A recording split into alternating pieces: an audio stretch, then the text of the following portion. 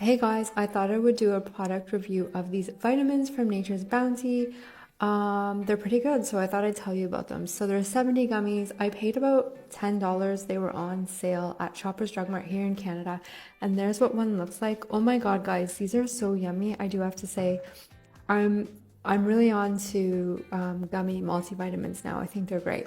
So, anyways, I wasn't sure in the store when I bought them because there's all the medicinal ingredients there and the vitamins and minerals, and there's the amount, and it doesn't say what the percentages are. So, I actually did some research and I found out that they are pretty good for the vitamin B12 and the D and the E, the biotin and the collagen. For collagen, it's a bit tricky because there's not actually a recommended daily amount.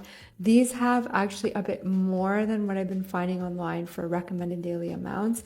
So that's kind of cool. And also for